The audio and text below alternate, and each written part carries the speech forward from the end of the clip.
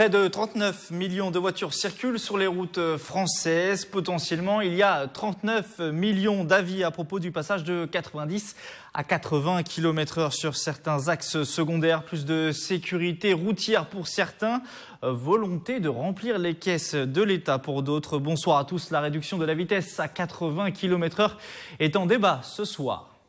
Près de 600 km de routes du département des Yvelines sont concernés par la mesure qui sera effective à partir du dimanche 1er juillet. Précisément, ce sont les routes à double sens sans séparateur central en dehors des 2x2 voies et des routes à 3 voies. Mais alors cet abaissement sera-t-il vraiment efficace comme le promet le gouvernement? Pourquoi tant de polémiques et de débats pour 10 km/h? Ça paraît peu dans les zones urbaines, mais le symbole est fort pour les zones rurales.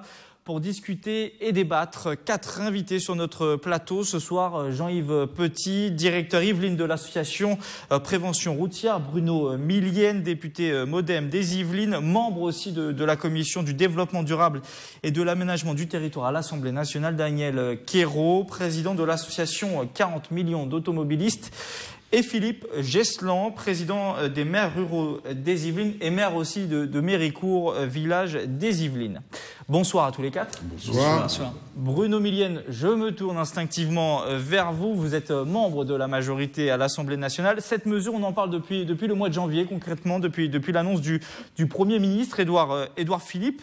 Et c'est depuis tout ce temps, vous devez avoir les oreilles qui sifflent un petit peu sur le terrain. Est-ce que ça s'est amplifié depuis l'approche de l'entrée en vigueur de cette mesure qui sera dimanche? Est-ce qu'on vous en parle beaucoup sur le terrain? Dire que la mesure est populaire, là je vous mentirais, ça c'est clair. Elle est assez impopulaire. Après, moi j'ai pas d'avis tranché sur la question au départ. Je dis simplement que si effectivement, puisque c'est un test sur 2 ans, si c'est un test, c'est une expérimentation, et si ça peut sauver des vies, tentons-le. Si ça ne marche pas, moi je serai le premier à réclamer le retour à 90 km/h. En revanche, si ça marche, le gouvernement aura eu raison. Aujourd'hui, le gouvernement table sur 300 à 400 vies qui pourraient être épargnées par an. Daniel. Je vais juste vous donner un exemple que j'ai entendu ce matin sur une radio périphérique. Il me semble que c'est dans le département de Lyon, mais je ne suis pas sûr à 100% du département. Ils ont fait l'expérimentation sur une route particulièrement dangereuse pendant 2 ans. On est passé de 6 morts à 1 mort. On est passé de 16 accidents très graves à 6 accidents très graves. Voilà, je pose ça là. Ça pourrait marcher. Daniel Quérault, vous, votre avis sur cette mesure et puis sur ces chiffres qui sont, on va dire, beaucoup mis en avant par le gouvernement, 300 à 400 vies qui pourraient être sauvées par an. Comme 76% des Français et 80% des usagers de la route, nous sommes contre cette mesure. Pourquoi? Parce que les Français ne la comprennent pas. Et pourquoi ils ne la comprennent pas? Parce qu'il n'y a aucun exemple dans les pays qui nous entourent. On a 400 000 km de routes nationales et départementales à 80 et même 1 million de routes, puisque si on prend toutes les routes secondaires, ça fait 1 million de routes qu'on mettrait à 80. Donc ça, il y a personne qui a expérimenté cela encore. Ensuite, on a mis en place des expérimentations qui n'ont jamais démontré les chiffres qu'on annonce. Nous, on a été voir déjà le gouvernement se base sur des experts internationaux qui donneraient ces chiffres-là. La formule de Nielsen, d'ailleurs, il y a guère que les Français qui s'en intéressent. Nous, on a été voir ce qui se passe au Danemark. Le Danemark est en train de tester le passage de 80 à 90. Pourquoi? Parce qu'ils ont vu que sur leur route départementale et nationale, quand vous avez une belle ligne droite, vous avez la moitié des gens qui roulent au-dessus. C'est le Danemark. On dit que les Français respectent rien. Au Danemark, la vitesse moyenne est de 89 sur les routes à 80. Et les autres qui roulent en dessous. Et au milieu, vous avez les camions qui doublent, ce qui fait qu'il y a plus d'accidents. Donc, sur les tests qu'ils ont mis en place, il y a 12% de morts en moins. Vous pouvez consulter, vous allez voir sur les sites de la sécurité routière au Danemark, c'est véridique. Vous n'êtes pas convaincu? Après, il y a aussi l'argument habituel, c'est que chaque mesure qui concerne la sécurité routière, à chaque fois, elle est dénoncée, elle est pointée du doigt, et puis on se rend compte quelques années plus tard que finalement tout le monde est d'accord avec ça. Pourquoi on serait les seuls à mettre ça en place? Vous regardez les pays qui nous entourent. Vous avez l'Angleterre où on roule à 97 sur les routes hors autoroute, et les Allemands à 100. Et ils ont de meilleurs résultats en termes de sécurité routière. Est-ce que nous, on serait incapables de sécuriser nos routes à des vitesses acceptées et acceptables? C'est ça que les gens ne comprennent pas. Philippe Geslan, il y a aussi le débat qui s'installe sur ce sujet entre le monde rural parfois et le monde urbain. Les urbains ne comprendraient pas les problématiques des ruraux qui ont moins de transport, qui doivent utiliser beaucoup plus la voiture. Vous, en qualité de président des maires ruraux des Yvelines, qu'est-ce que vous entendez sur le terrain et quel est votre point de vue? Bien évidemment, on est tous d'accord pour faire tout ce qu'il faut pour faire diminuer le nombre d'accidents dans notre pays. On est conscient aussi que l'État n'arriveront pas à résorber son déficit, il a envie de se remplumer. Ce qui nous gêne, nous, c'est qu'on voudrait pas être les dindons de la farce et qui prennent des plumes sur notre dos. Pour vous, l'objectif, c'est ça, c'est de faire plus de flash, éventuellement, plus d'amendes. Nous, ce qu'on dit, c'est que il y a peut-être des endroits où il fallait aller encore plus loin que les 80 km/h. C'est peut-être justifié dans certains endroits. C'est toujours possible de le faire. Mais le préfet et le département peuvent le faire. Vous voulez dire que peut-être que potentiellement, on pourrait passer dans quelques temps de 80 à 70 sur certaines routes. On ne peut pas augmenter, mais le préfet, avec le conseil départemental, a les moyens de baisser encore la vitesse. On le sait que dans certains endroits, c'est possible et c'est même souhaitable. Quitte à parfois à créer un peu de la confusion quand on passe de 70, 80, 90, revenir à 80, vous seriez, vous, éventuellement favorable à faire cas par cas comme ça, très précisément? Alors ça, c'est un autre problème, parce que surveiller son compteur, comme on est obligé de le faire maintenant pour rester dans les clous, on y arrive facilement quand on est sur l'autoroute. Quand on est sur nos routes de campagne, c'est juste pas possible. Moi, j'avoue que j'ai 3 écrans sur ma voiture et ça m'arrive encore d'être au-dessus, ou des fois carrément en dessous. Mais voilà, il suffit d'une seconde d'inattention alors que vous êtes bien comporté toute la journée et clac, les jumelles ou un radar qu'on n'a pas vu. On aura l'occasion justement d'entendre un gendarme sur ce sujet qui dirait que la priorité c'est de la prévention dans un premier temps. Jean-Yves Petit pour l'association Prévention Routière. Quelle est votre position à vous sur le sujet? Est-ce que la vitesse finalement c'est le premier levier pour réduire le nombre de morts sur les routes françaises? Je ne sais pas si c'est le premier levier, mais en tout cas c'est la première cause d'accident mortel sur nos routes, la vitesse. Ça, donc la mesure a du sens. Réduire la vitesse a du sens. Il est évident, c'est une évidence pour tout le monde, que moins on va vite, moins les accidents sont graves, et donc moins il y a de tués, moins il y a de blessés. Ça paraît une évidence. Daniel Pirot n'a pas l'air d'accord avec ça. Ça paraît un fait. C'est une évidence. C'est sûr que à partir du moment où une voiture roule, c'est sûr qu'elle risque d'avoir un accident. Mais je le disais tout à l'heure, pourquoi nous on est incapable de sécuriser nos routes comme nos voisins à des vitesses acceptées? Pourquoi on mettrait en place encore le seul modèle que personne ne va nous acheter? J'ai pas dit le contraire. Au contraire, j'abonde dans votre sens, puisque j'avais préparé moi aussi quelques notes sur les pays étrangers, et j'arrive exactement aux mêmes conclusions que vous, bien sûr, si ce n'est que nous ne sommes pas les premiers à le faire, puisqu'il y a déjà un certain nombre de petits pays qui l'ont fait en superficie. Nous avons le réseau routier le plus important d'Europe, la France. Oui. Donc nous sommes effectivement le premier grand pays en superficie à à avoir décidé cette mesure. Bon, c'est une mesure impopulaire, courageuse, il faut quand même le reconnaître au gouvernement. Nous verrons bien ce que ça fait. Il y avait certainement d'autres moyens de réduire la vitesse, ça a été évoqué déjà. Comment? Mais laisser au préfet, par exemple, le choix selon les départements. Le choix.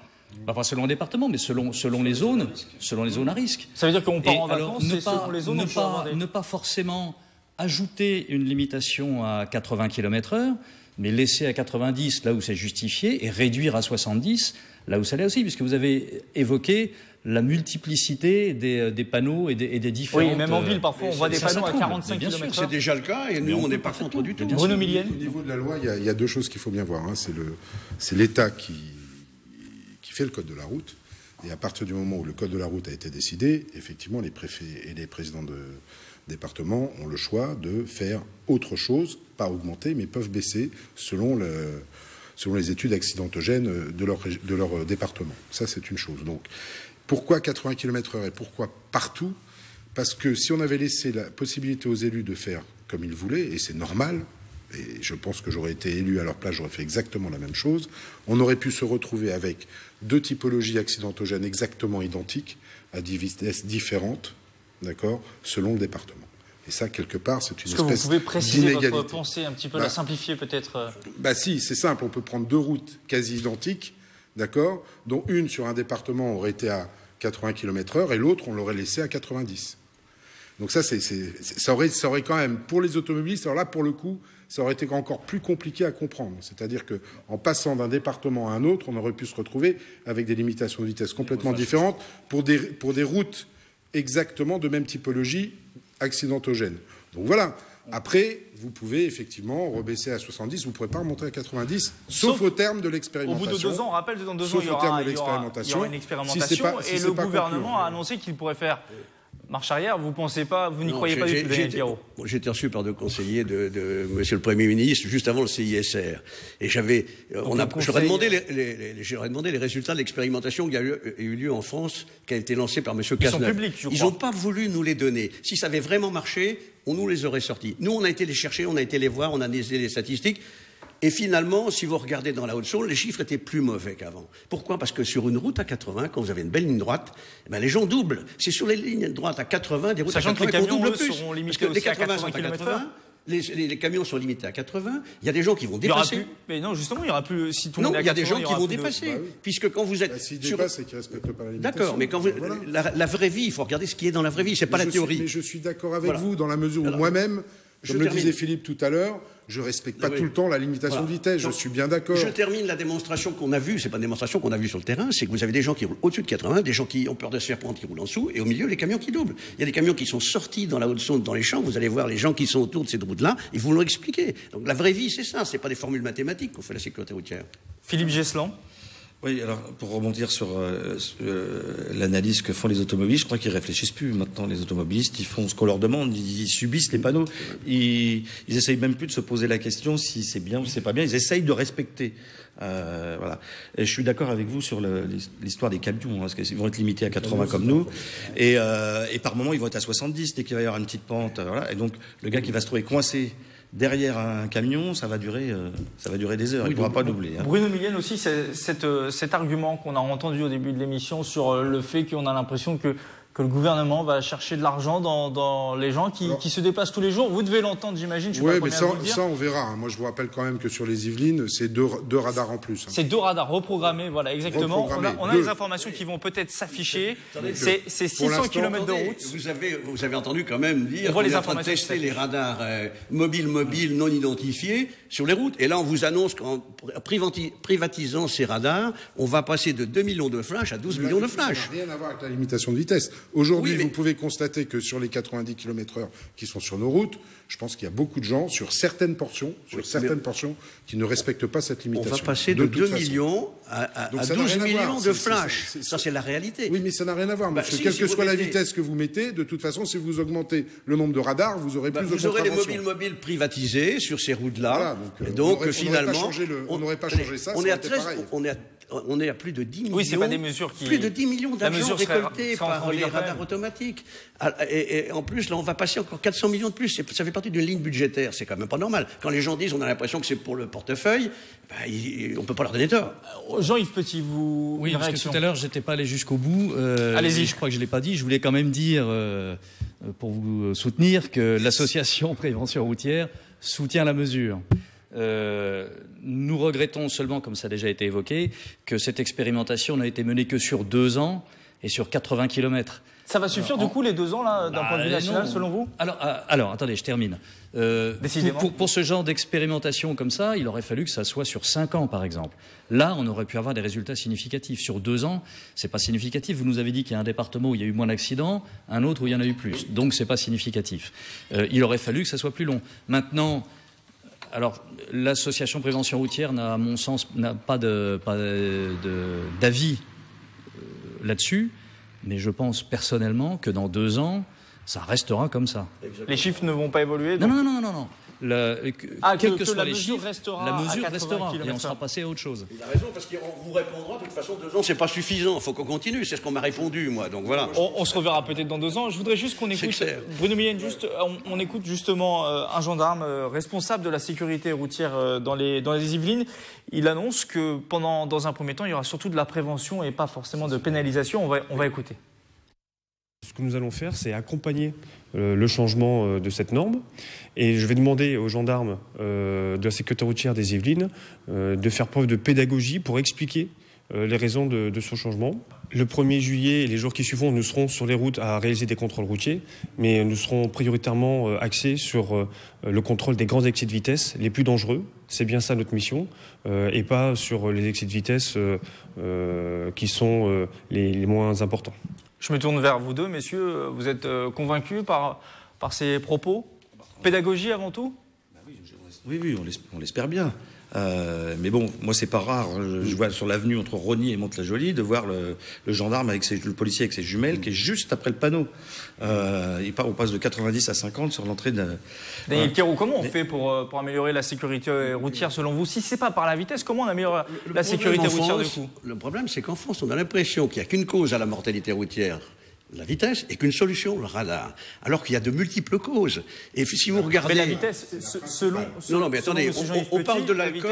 L'alcool est à peu près, suivant les chiffres, c'est à peu près autant. Oui, mais l'alcool, c'est à peu près pareil. Excusez-moi, mais quand vous êtes alcoolisé, plus vous allez vite, plus vous allez avoir de risque d'accident grave. Regardez l'Angleterre. L'Angleterre, moins de 2000 morts par an. Ils roulent à 97 sur les routes secondaires, mais par contre, ils ont divisé par 2 le nombre d'alcoolémies au volant. Donc c'est possible. Prévention, éducation, sur le long terme, ils ont réussi à le faire. Vous avez le téléphone, vous avez la somnolence, vous avez les routes. En 2012... Monsieur, on agit aussi là-dessus. Oui, parce que le plan de prévention routière, c'est 18 mesures, ça ne s'arrête pas à la limitation à 80 km/h. Le problème, c'est qu'on ne parle que cette mesure. On ne parle que de ça. On va laisser... Mais oui, mais parce que... Ce soir, on ne parle que de ça. Mais non, justement, parce que c'est la mesure la plus impopulaire. Mais sinon, il y a 18 mesures pour résultat. Bruno Millienne, allez-y. Sur les 17 mesures, j'allais justement en parler. Preuve, il y avait marqué 17 autres mesures surlignées en jaune.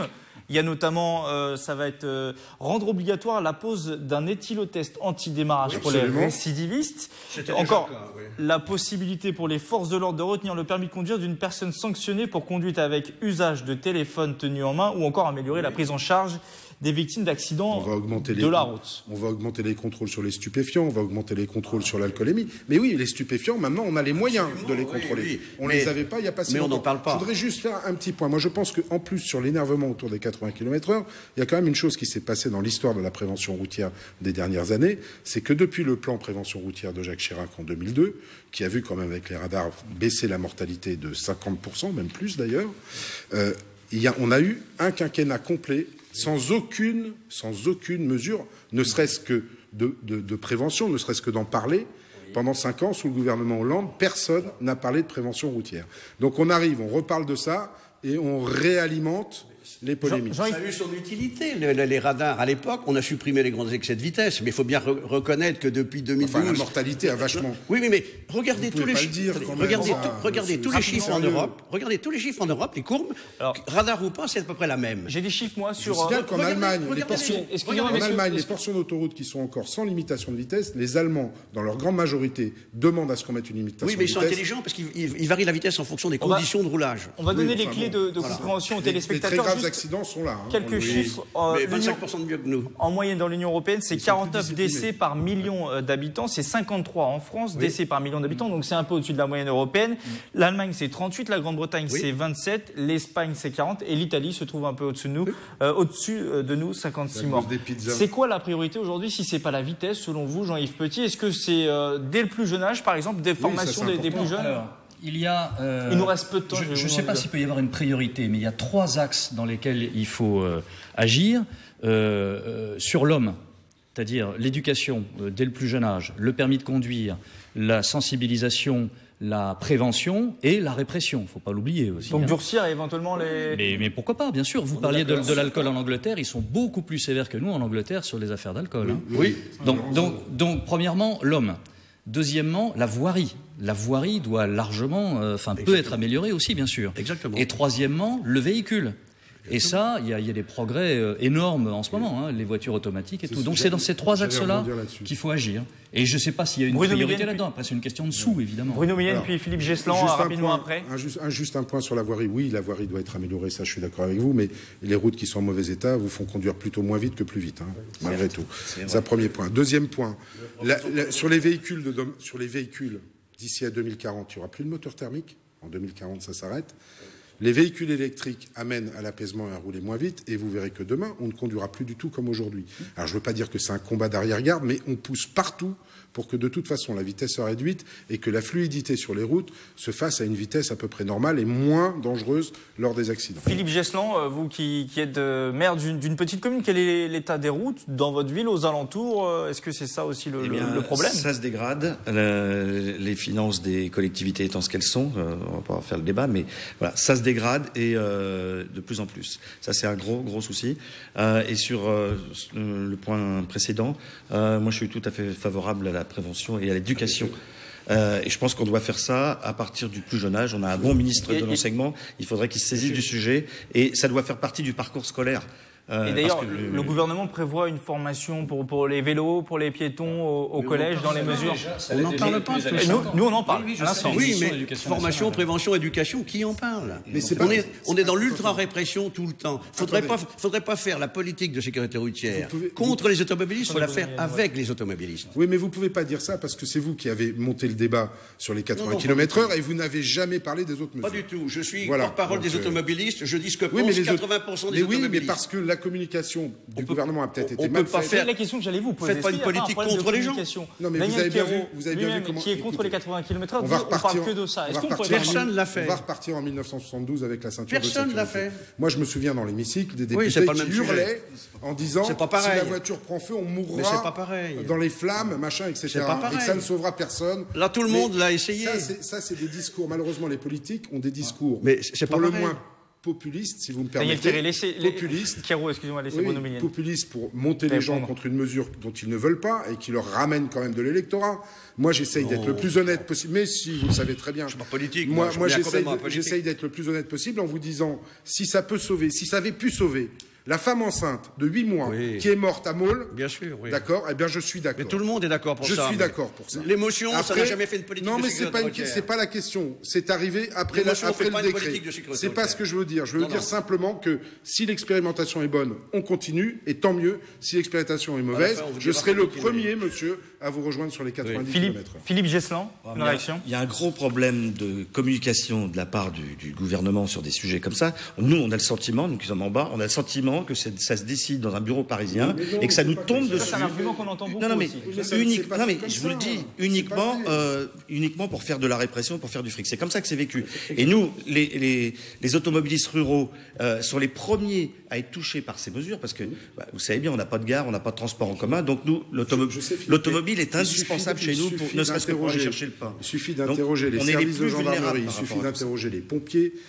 Une des plus graves causes d'accidents, 55% de morts en France sont sur ces routes-là et sont dues à la vitesse. Pour terminer, quand vous discutez avec les gendarmes, avec les policiers, quand on discute entre nous, ils sont sceptiques. Daniel Quéroux, on va terminer sur une dernière question.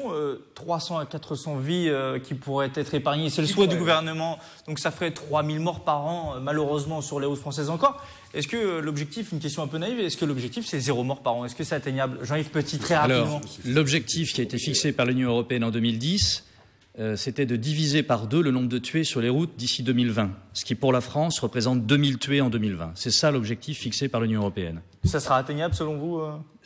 Il reste 2 ans, chacun peut... Si on met toutes les mesures en place, on peut y arriver. Je rejoins monsieur ce qu'il disait tout à l'heure par rapport à l'évolution des véhicules, électriques ou pas. Mais vous regardez aujourd'hui, certains constructeurs comme Volvo vous disent en 2020, on va être capable de faire des voitures sans accident. Donc il y a un progrès aujourd'hui avec les capteurs, etc. Donc il y a un progrès énorme. Donc on va arriver à un moment où on va quand même descendre encore, on va faire des progrès, et Dieu merci. Philippe Gesselan, vous aurez le mot de conclusion de cette émission. Le risque zéro, ça n'existe pas, donc c'est sûr qu'une voiture qui ne roule pas n'a pas d'accident.